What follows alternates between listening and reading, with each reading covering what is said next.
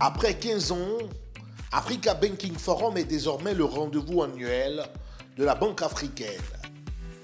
En présence d'Adama Coulibaly, ministre des Finances et du Budget de Côte d'Ivoire, cette édition tenue à Abidjan a enregistré 400 participants venus de 31 pays.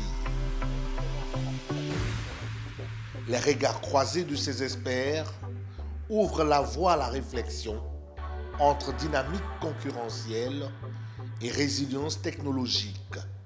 Les avancées technologiques telles que la finance numérique, les paiements mobiles et les plateformes de prêt en ligne transforment rapidement le paysage financier africain. Nous assistons à une évolution significative dans la manière dont les services financiers sont fournis et consommés en Afrique. Les banques sont confrontées à une concurrence croissante de la part d'acteurs non conventionnels tels que les fintech et les big tech qui exploitent des opportunités offertes par la numérisation et l'innovation technologique. Dans cette optique, il est impératif que nous nous adaptions rapidement et efficacement aux nouvelles réalités du secteur bancaire. Les banques africaines doivent se positionner comme des acteurs innovants et agiles, capables de répondre aux besoins de plus en plus changeants et exigeants des clients et de soutenir le développement économique de nos nations. Ces échanges permettent d'apprécier l'impact de la transformation des banques sur la croissance économique des pays. Une situation propice à l'innovation financière et à l'expansion des services bancaires. Le fait de mettre ensemble nos expériences permettra d'aller plus vite. Nous sommes dans une zone, lui et moi. Il y a le Maghreb, le pays d'Afrique centrale, le pays aussi avec les banques centrales, qui ont leurs expériences. Mais le fait de nous rencontrer et de donc partager nos expériences respectives pourra permettre effectivement de trouver une solution à ce problème-là, qui aujourd'hui est un problème crucial pour nos économies.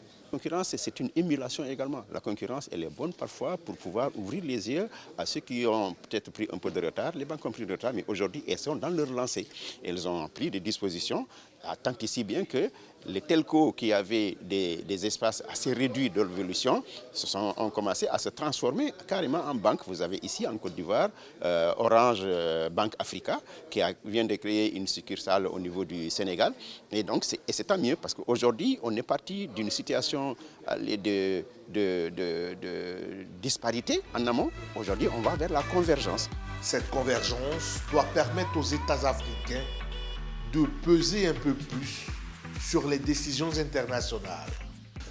Je plaide pour que l'Afrique, les pays africains soient plus représentés dans les exercices qui sont faits à Bâle en Suisse, qui sont faits à Washington, dans le cadre du Fonds monétaire international et de la Banque mondiale, pour que donc l'Afrique joue un rôle plus important dans ce processus de décision collective qui nous concerne tous.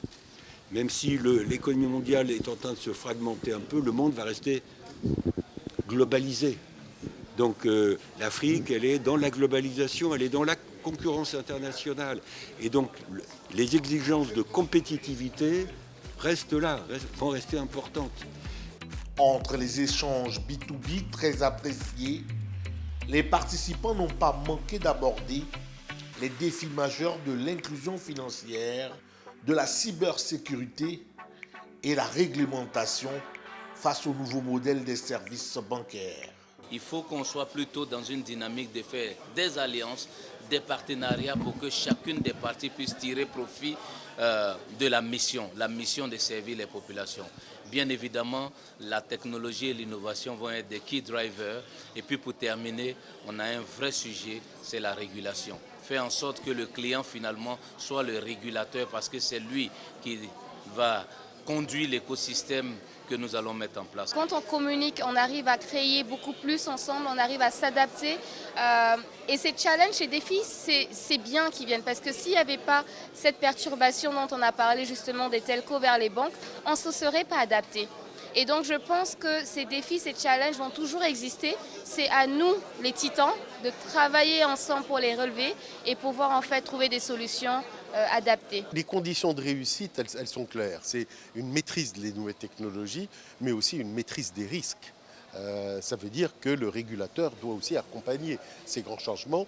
Deuxièmement, il est clair que c'est un écosystème et non pas la banque ou la banque postale ou les telcos qui vont dominer, mais c'est plutôt un écosystème qui est en train de se mettre en place et qui répond à ce besoin, celui de la clientèle évidemment, avec comme sous-bassement et élément central la technologie. Mettre en synergie les acteurs des banques africaines pour mieux servir les populations et s'adapter aux réalités du continent. Plus qu'un défi, une urgence.